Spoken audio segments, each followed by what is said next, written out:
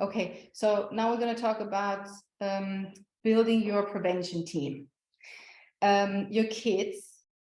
So it's important to speak to as many people as possible who are in your environment, in your community, people that your kids spend time with or without you, with where you have play dates or any clubs outside school, school activity, family and extended family, teachers, nannies, coaches, friends.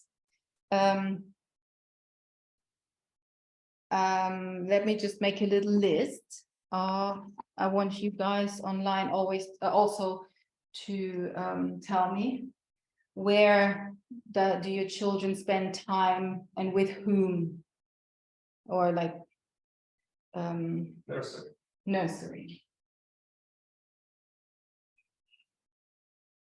What else? Where else? Football, soccer, sports, yeah. Sport club. Sport club. Could be anyway. Yeah, it could be anything. Online, anybody? Where do your children spend time and with whom? With his uncles. Uncles? With uncles and cousins, yeah. Yes, so family.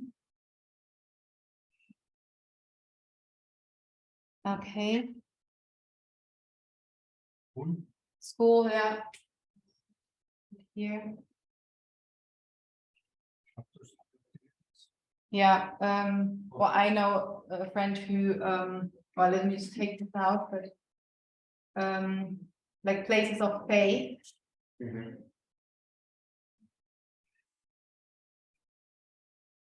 Church and stuff like that.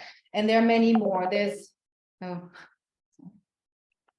could be sleepovers, relatives, a camp, like, summer camp, winter camp, ski school with siblings, music lessons, swimming lesson, dancing, therapy, tutor, birthday parties.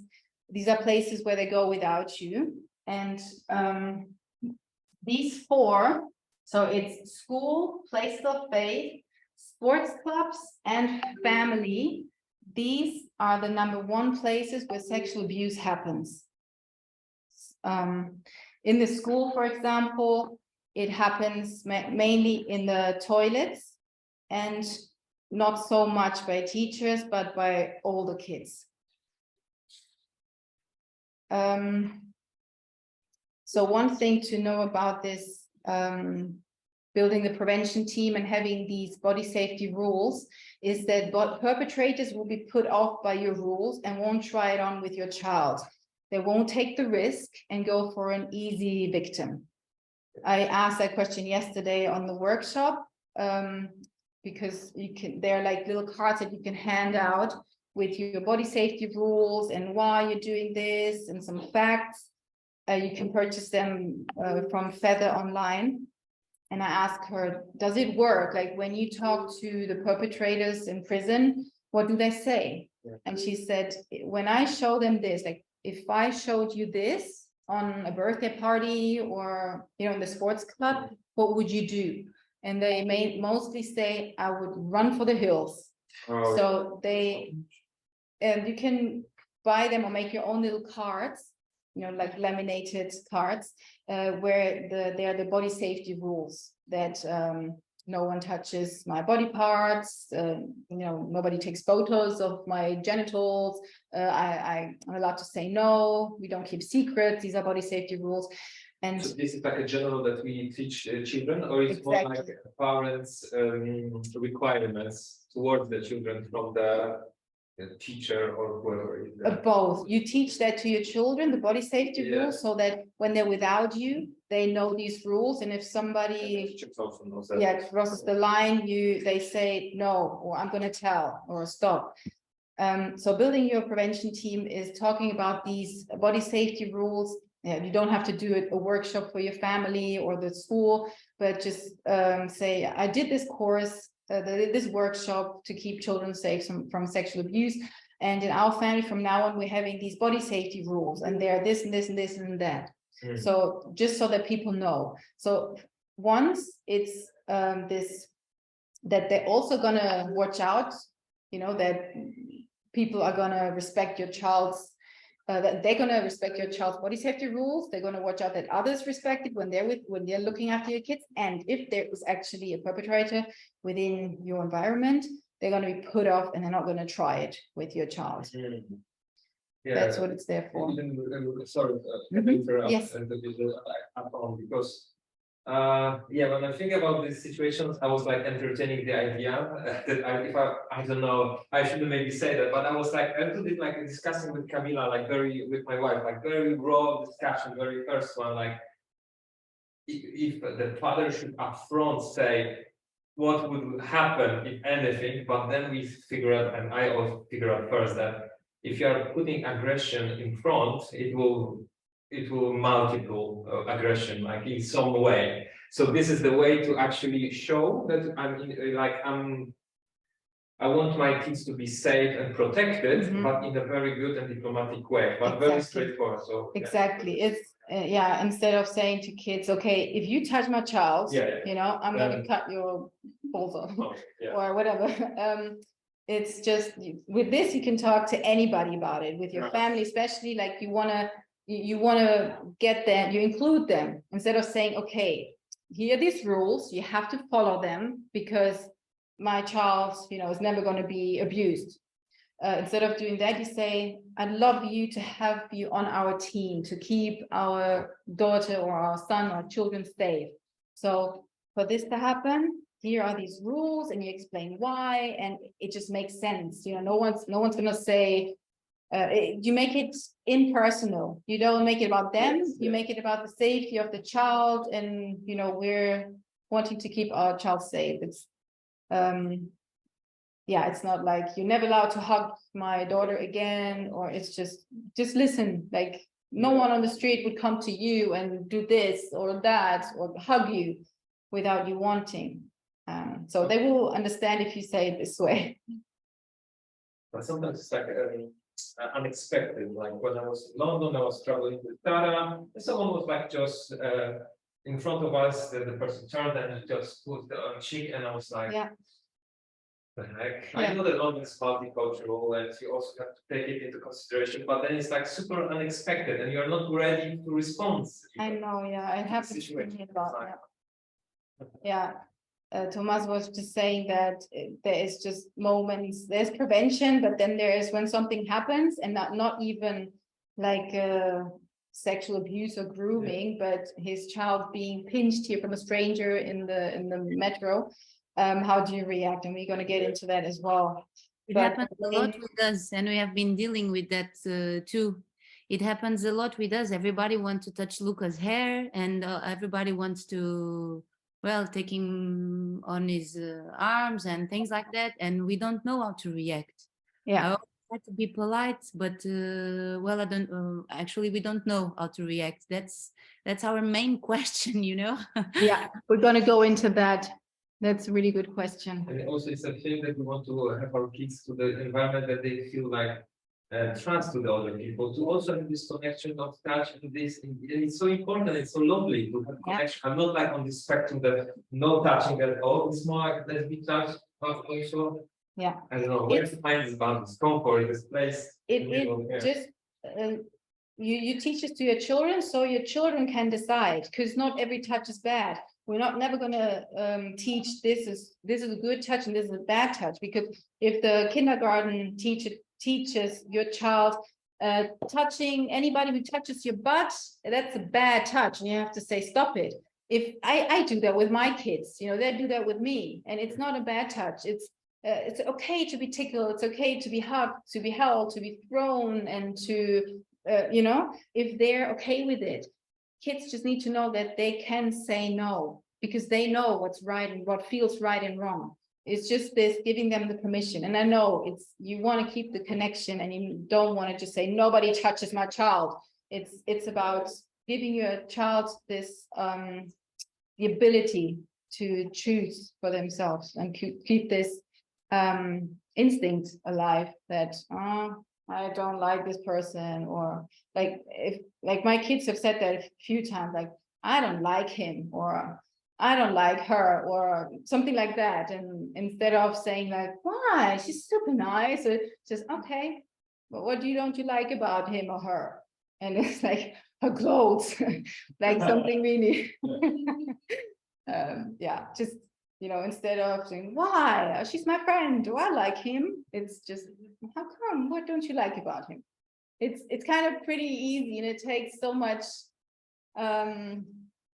effort, weight off your shoulders. You don't have to try and convince them, no, they're nice, or no, that's okay, or don't, or just go do it. It's just respect your child's choices and decisions. So this is not as simple when they are responding, for instance, in this funny way with clothes, right? So this is not any way of telling us that there is some deeper. I don't know. You know what I mean? There was Lima when she was like 4, I think. She went to the dance class, and I was sitting outside the whole time in front of the door. I didn't leave. So she was dancing a bit, and then she came out crying, and she was there with lots of other kids, and there was a camera for us to see, she just didn't like to be without me. Like, so that's why she started crying, came out. But then when she said, I don't want to go back, I don't like the teacher. And I said, what don't you like about her? Her clothes. So I don't know what it was, if it was her clothes, or she just felt like she was scared that I was gone, she couldn't see me through the door.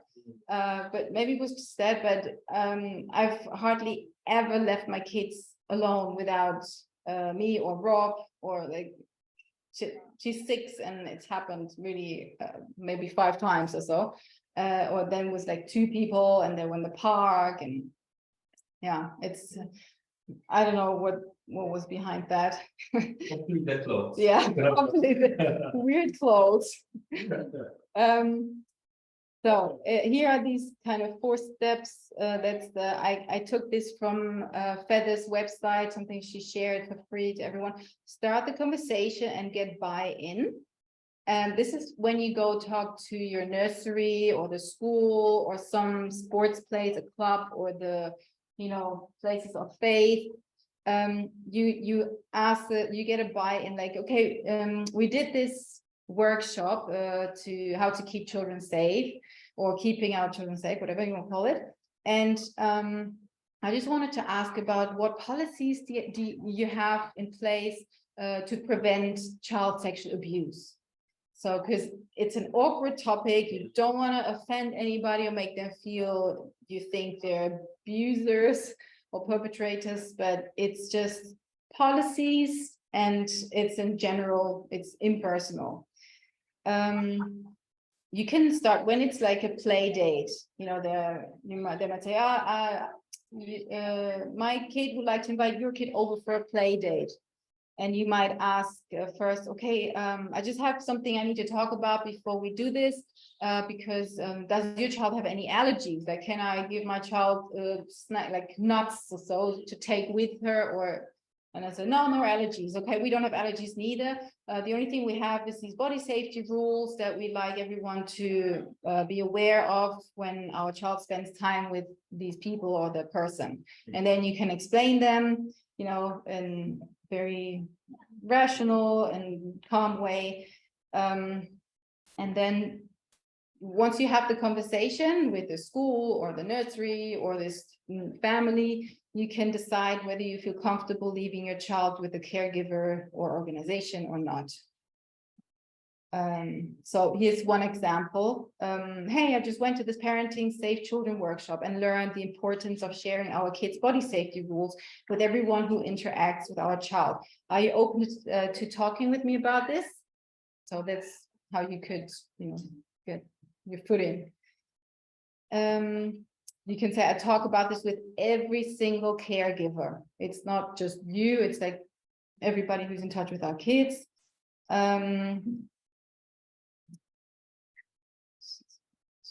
Okay, so if you talk to parents, like play date, you could ask, like, do you have any rules at home? Like, are they allowed to play in the room with the door closed, or do you have to leave it open? What about bedrooms? Are they allowed to play in there? Who else will be in the house? Are there all the siblings who watch the kids, or who's going to be, in charge?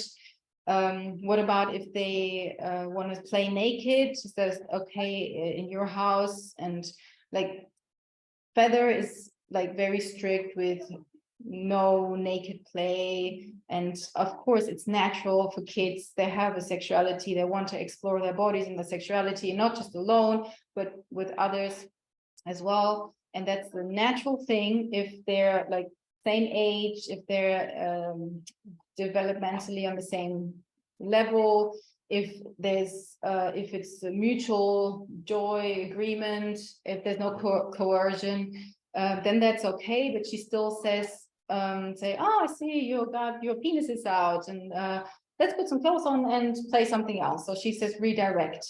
I personally don't quite agree with that, because if there is no abuse going on, then why stop them? Because for me, first, they're going to learn something. And if you suppress it, no matter how gentle you suppress it, they're not going to, it might come out at a later stage, I mean, it's important not to get, sorry, I lost my, not to get like, what are you doing? Or no, you don't do that, don't shame. It's just, okay, I can see you doing this and that. Let's put clothes on. If you're not okay with that, if you prefer to, I don't know if you minimize the risk by separating them, because as I said, they might just do it and get it out of their system, and then they'll be fine. Because in this book I read years ago, it also said the kids who know about their body parts, sexuality, they don't get abused, and they don't get so sexually active so early like other kids. Other things to ask the parents. What will be important for you to know? Let's do it that way. If somebody asks you, does your child want to come over and play, for a few hours? What would be important for you to know? I like this, what you shared with us. The safety rules, and just speaking, they have something like that, because we done the course, the workshop. We are implementing everywhere we send our child away. So yeah, what do you think? Yeah, just hello, mommy. So yeah, in this way. Would there be anything for you guys? I think that for now, just really what I really like is these study rules, to have this like a little bit of a map, because I've never really had a structured way of really speaking about anything like that. So with anyone, so I think that is something that will happen in the future. Okay. I mean, our kids the same, they have never been a longer time, except Oma. She's the only person that they've been with. They're always with us. Yeah. But is now 8. Yeah. But it will come. The time will come. Yeah, I mean, course, you reduce the risk immensely if you spend that much time with the kids. Nina was just saying there's nothing else she would ask. She would just, from now on, use these body safety rules, sharing with people, and her kids have never been with anybody alone except for her mom. Anybody online, anything that you consider important to share with other parents before a play date? No? Okay. Then, the policies for the school. We have a neighbor here. She's a teacher. So I went to the pool this morning and I went to talk to her. I said, Rob and I did this workshop to keep children safe from sexual abuse. And we learned a lot of things. And I was wondering if you at your school have any policies to prevent it. And she said, not that I'm aware of. The only thing, because she teaches 16 to 18-year-olds, and she does oral exams when she's her and another teacher with 2 teenagers in the room.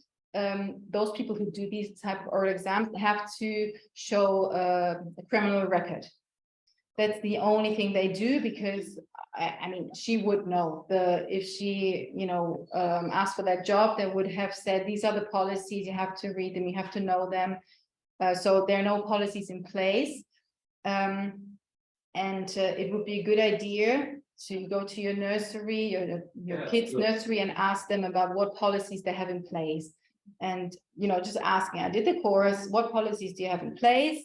And if they say none, then you can decide whether you can say, okay, would you be open to hearing about this, or can I send you some information, or that Feather does it in English. They're probably Portuguese here, but if they speak English, it's just 50 euros doing this workshop with Feather. I just think if every school had these policies, we'd reduce the sexual abuse so much. Why it's still not there? Sorry?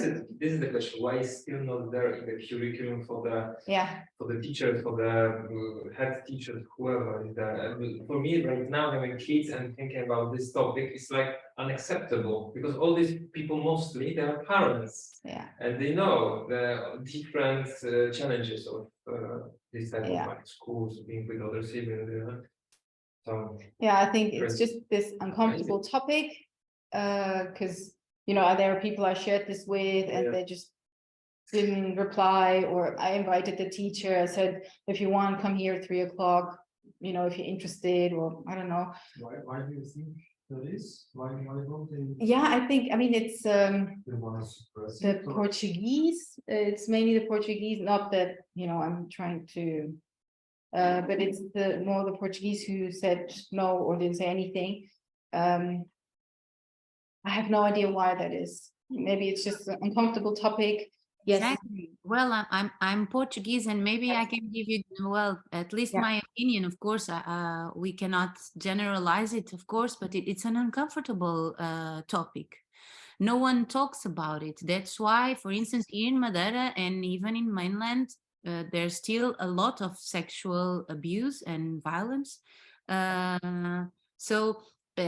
Even in schools, people don't talk about this. So sexuality is still a taboo in schools. Well, there are parents that forbidden their own kids to go to classes where they talk about sexuality. Okay. There was something on the TV, like on the telejornal. On the news, yes, like 1 or 2 months ago, that there was a situation of two parents that forbidden their own son to go to school because he had like sexuality lessons. So that, I think that's why. And when people think about Madeira, people think about a secure paradise, isn't it? Well, this is a very safe place. Everybody is so sweet, everybody's so relaxed, and all this environment helps to keep up this taboo, because no one speaks about this.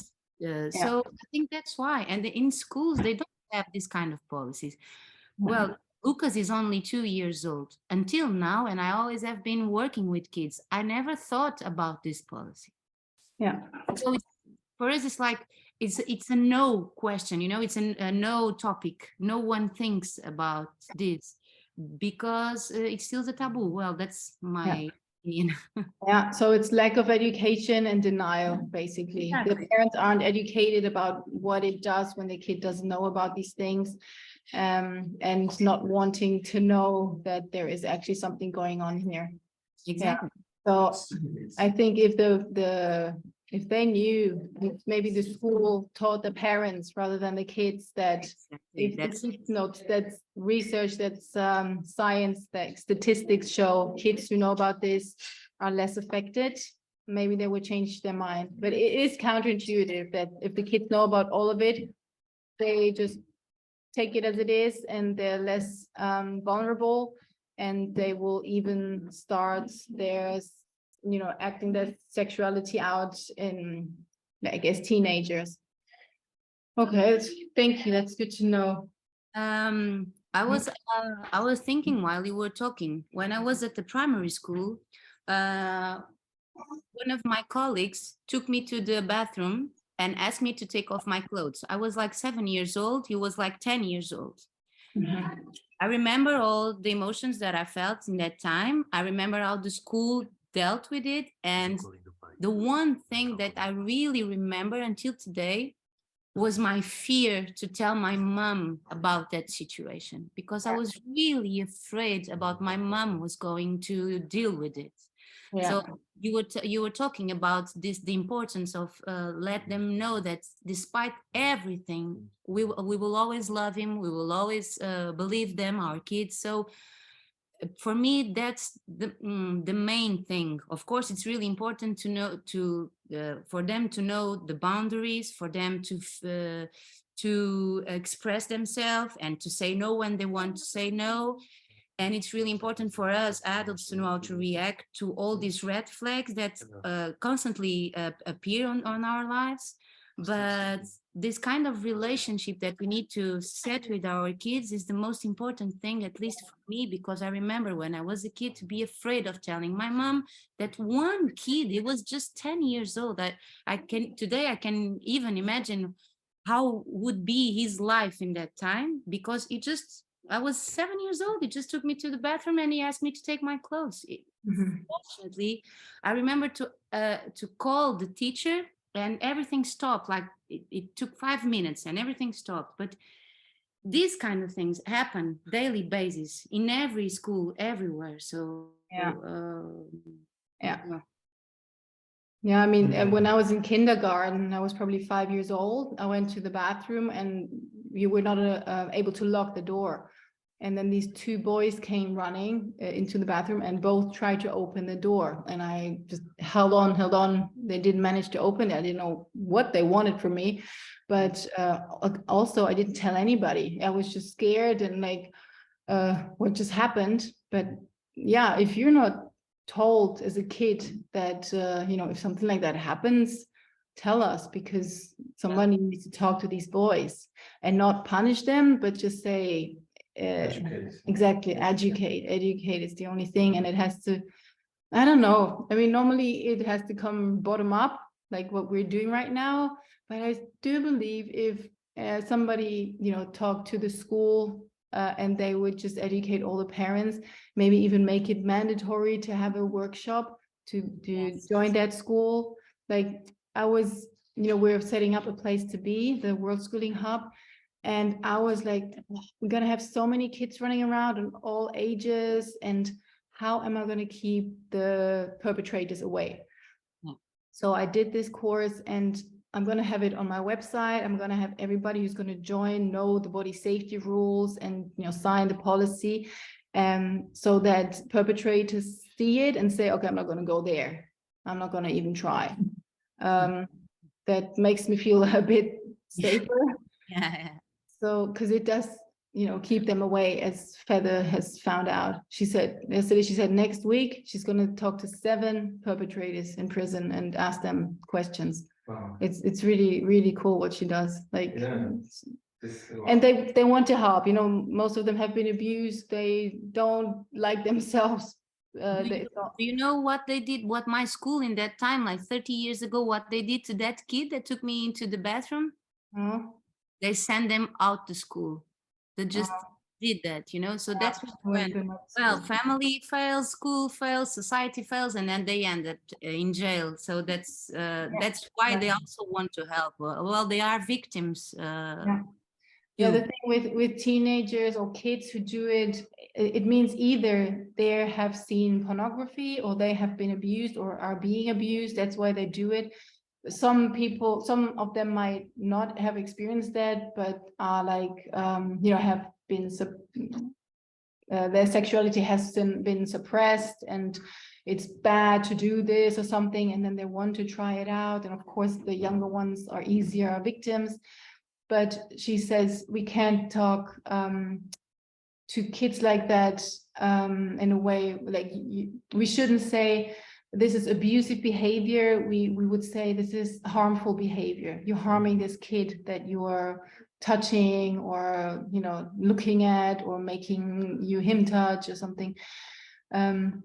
So that's the thing. She says, if they're kids, there is hope and help for them. We mustn't send them away or punish them. It's just a matter of talking to them and educating them. They're still unconscious what they do. It's not like they are planning, they want to, I don't know, whatever. It's just happening for the kids. Yeah. And as adults, we should take like more responsibility for them and teach them and give them more compassion. Yeah. And I see this is not only for the kids, it's for the adults. The most adults are so sexually like, how to say, they don't speak about each other in their couples and stuff like that. I mean, like even the adults, they don't have the idea what is my sexuality, Yeah. how I want to express it, what's my boundaries, whatever. Yeah. So just imagine like teaching to all younger ones, they don't have idea about that. Exactly. So Yeah. it's like full spectrum, not just Exactly. kids, these are Yeah. adults as well. And religion. Oh, yes. I don't want to stir it up, but I'm from Poland, so Poland is very famous from being Catholic. And what I want to say, it's a real beautiful in the world right now. If it's not something that will not change, it will be worse. Yeah, it's the more you Sorry for anyone who is like following the church. I don't want to offend anyone, but I feel so angry is- because I'm from this background. and there are facts and statistics that show that it happens a lot in those places. And the more you suppress, the more it has to come out in a really wrong way. Well, Okay. and Portugal is also famous for that, I Okay. noticed.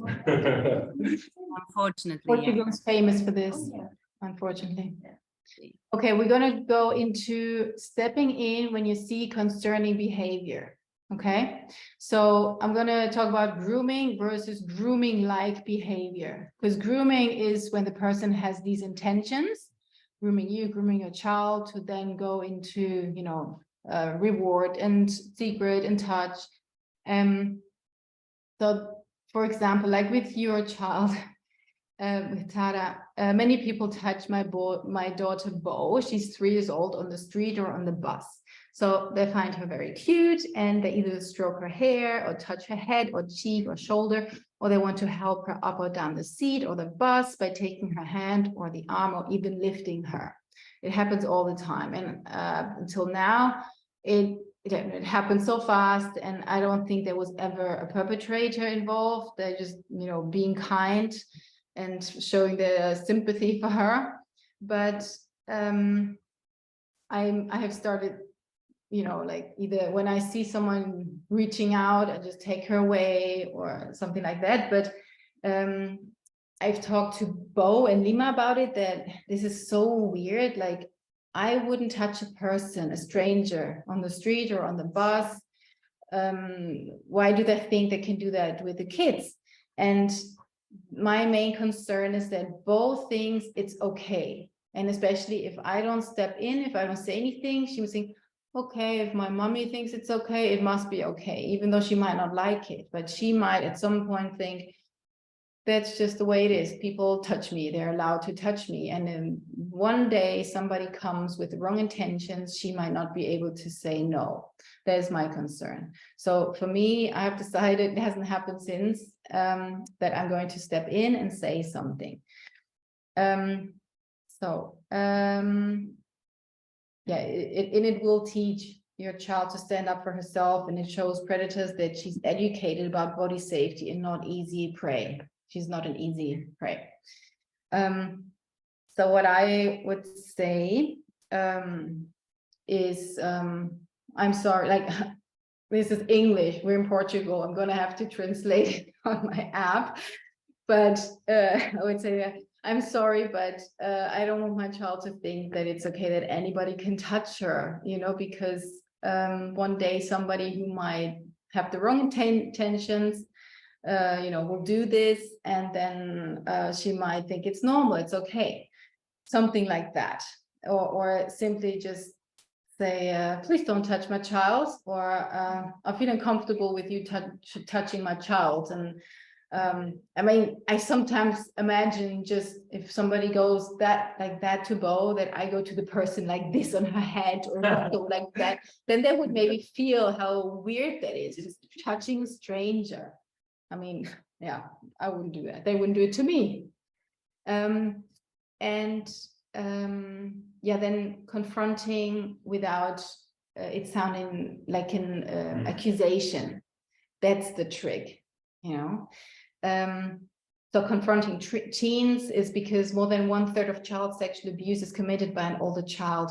When we see this happening, it can mean that the older child has been or is being abused themselves, or is watching sexual or pornographic material that is not age appropriate, and or hasn't been talked about with his parents. So there is another PDF that I uploaded to the folder, how to talk to kids about pornography, because if they watch it and they don't know anything about it, they think that's what sex is like, and it's often violent, and it's all like the woman has to please the man, and it's just an act. It's not real life. So there are videos that you can show your kids. I think there's a website called amaze.org.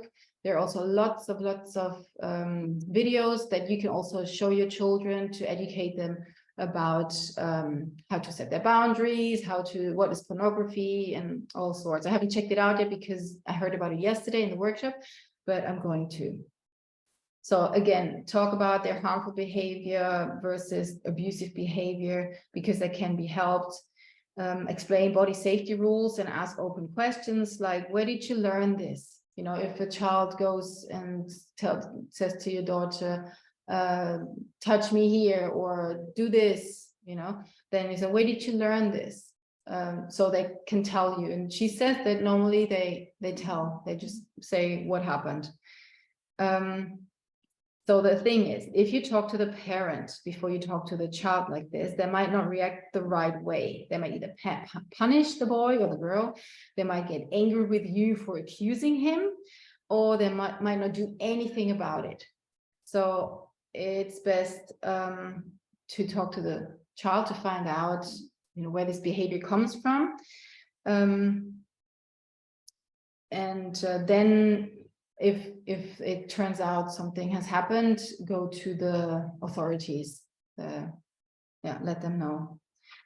Okay, if confronting an adult, it can be scary to think about telling someone to stop touching a child because we're afraid of offending someone, especially if it's like in the bus where it's just they really just want to help and they think they're so cute, hug them. But you don't want to create a hostile environment or even destroying a friendship if it's, your friend who's not stopping tickling or hugging, even though the child doesn't seem to want it. But we must remember two things. Perpetrators count on us feeling uncomfortable, confused, and being in denial. That's why they do it right in front of our eyes. Because we tell us, this is strange, but he wouldn't possibly be doing this in front of me if he was a perpetrator. But that's exactly what they use this against us. And secondly, our child's safety is more important than offending someone. So I'd rather offend someone and lose a friend than risking my child being abused by that person or somebody else, because I haven't use this opportunity to teach my child this is how we set a boundary. And if we find an adult with the suspicious behavior, a gut feeling, or really there's a red flag or so many signs, then we can say things like, we practice body safety in our family, and stroking my daughter's back like that is something that a predator would do to groom a child. I'm not saying that this is what you're doing, but I'd like to ask you not to do it again, because I don't want my daughter to think that this is normal. One day a person with the wrong intentions could do it, and then she would think it's okay. So you're not accusing them, you're using the words. You can use perpetrator or pedophile or abuser, but just saying it out loud, because then they will stop whether they are perpetrators or not. The normal reaction for somebody who is just being friendly is, oh my God, I am so sorry. This is so embarrassing and I didn't know and I'm not going to do it again. And yes, you're so right. Perpetrators get more defensive, even though you're not accusing directly. This is what happened with the person who was here who stroked Lima's arm. And he was just visiting Madeira, and then he was going to come back and we were going to work together. So I messaged him and I deleted the chat. I would have liked to read it out loud, but it was like, I just wanted to mention something before we go ahead, or before we meet again, and just to kind of clear the air. And there were some behaviors of yours that could have been mistaken for a pedophile grooming. And what I'm, Wow. not saying that that was your intention. We really don't want this behavior around Lima, because she might think that's normal then. And there was no apology. So wow, I'm just stunned like that it came across like that. And then later it turned into like your fear is can damage my whole life or business. And you were like, you've said this to me like days or weeks after it happened, and you were still going to work with me, and like it was very manipulative behavior. It wasn't, oh my God, I'm so sorry. He was like attacking back, and we didn't reply to that. We just never spoke to him again. Well, thank you for sharing. It's like, wow. We say continue. Somewhere else, yes, not with my kids, but yes. And I was with Lima. Did you ask her about how she felt that moment when I did. and what Yes. she responded? She didn't say that she felt it was like uncomfortable. Yeah. So another example, saying you're such an amazing young woman to my 6-year-old daughter could be mistaken for grooming. And even though I'm not accusing you of being a pedophile, I don't want this behavior around my daughter, please. Another. So grooming is like preparing for like touch abuse. And, yes. Yes. So if you see an innocent touch happening, but you, who knows your child best, notice your child being uncomfortable, step in and say, he doesn't seem to like this, so please stop. Or we teach our children that they're the boss of their bodies and they decide who touches them and not. And then a little wink, like if it's just an innocent touch, like, someone just tickling and your child is going, that he can't see her face and or like, my mom, she's so obsessed with feeding them. So my mom goes, eat, and Nima goes like that, and eat, you need to eat, bro, and then I would say she doesn't want to eat. Just step in for your kids. It doesn't mean that you will always have to do that. It means that your child learns that it's okay to stand up to other people, and no matter whether it's about food or touch or saying something. Other phrases would be, so the boundaries about acting around my family are these: no touching, tickling, whispering, telling secrets. You just describe the behavior that you're seeing the person doing. Because in Mexico, there was this, like 99.9% sure he was a pedophile, and he was grooming us and Nima. And this one moment, I was breastfeeding Bo. She was 2 months old by the pool. Lima had just learned how to swim. She was in the water, and he, of course, jumped in, and he wanted to help her. And I was so like, shit, what do I do? Like, she doesn't need your help. Please go away from her. Like, I got really nervous and paced up and down and said, okay, like he was just trying to touch her. And I said, don't, like, I don't know what's going on under the water, so please, like, step away from her. And then he pushed her by her butt towards the edge, even though she was wanting to swim. There was no need for it. And like, there was no need for it. And he would have never, ever touched me or another woman by the butt to push them to the edge of the, so. And I got I got so triggered and upset because I wanted to say so many things and I didn't. I got angry with myself that I didn't say anything. And I mentioned that yesterday in the call. And then, some people gave me some suggestions about what I could have said. For example, I'm really uncomfortable with the way you're touching my child, or we're teaching our daughter about body safety. I'd like you to not touch my child right now like that. Or just say what you feel like that was unnecessary, like, and you wouldn't do that. It's like this also comes from me not having been able to speak out for myself as a kid. Like my parents, they're nice people, good people, and cool, and but still, like the way I was raised, I wasn't able to speak up for myself. And in so many situations in my life, I wasn't able to say no, to set boundaries, and I've done really made stupid decisions. I've got into trouble and abusive relationships because of that, because I wasn't able to set boundaries. So in that moment, I realized I'm not able to set boundaries for my children. When there's a effing pedophile around, I need to do something about it. So that's something, you know, also that parents need to have in mind, that their upbringing, their conditioning, they pass it on to their children if they don't do anything about it. And I'm doing everything possible to not pass it on, but doing all of this is not enough. I need to work on myself to be able to set the boundaries and to go up to people in the bus. Okay. And any questions? I think that this type of responses, it should be like practice.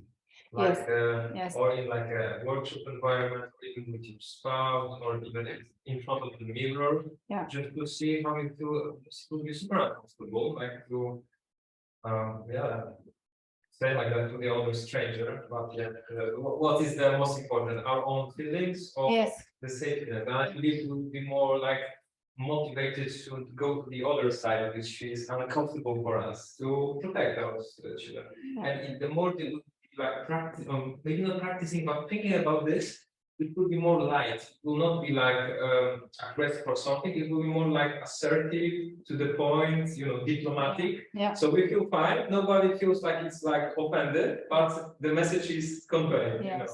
Yes, and it's the more we talk about it, the more we normalize it to, you know, that this is an issue, this is important, and then the easier it will be for us to actually act.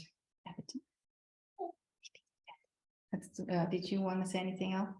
No, just really appreciate your work, and I think I have a very similar situation personally. So for me, maybe it's because of woman and female thing, I don't know, but also this like drawing boundaries and stepping up, really saying no. It's a challenge for me as well, and it has always been in my lifelong, you know, youth. So yeah. Her husband doesn't feel that way, that she can't set her boundaries. No, but I think it's very important to practice it more, like you said, to normalize it and definitely teach it our girls.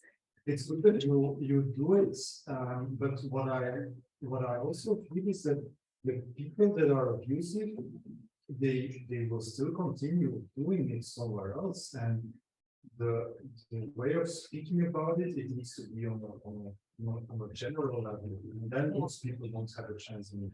Yeah. Because they will go to other schools, to other kids where they don't have the knowledge. Yeah. And they continue. True. And that's disgusting. Yeah. I mean, the solution that I see is that everyone should be informed, and then everyone will react, and there is no place anymore for those people.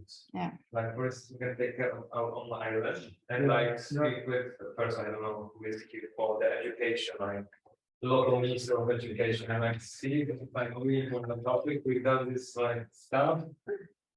Yeah. Could we apply it or like The guy that you really felt that wanted to be part of the school, it would be cool to follow up that guy, to see where he is now, and to inform people that are around him to make his life much more difficult to continue. Yeah. Okay, then we're gonna wrap it out because it's been like double the time I thought. I'm going to share it. I'm going to share it in the website, in the chat, the link of the commentary that passed here in 2017 about the issues in Madeira. Yeah. 35 years ago. Okay. Okay, great. I'll take a note of that. Thank you. you can do it. Thank you. Okay, I'm just gonna say bye here on the screen to stop the recording. Thanks everyone who joined, and yeah, if there are any questions or just send them in, and I'm gonna share the folder with all the resources with everyone, and have a nice day.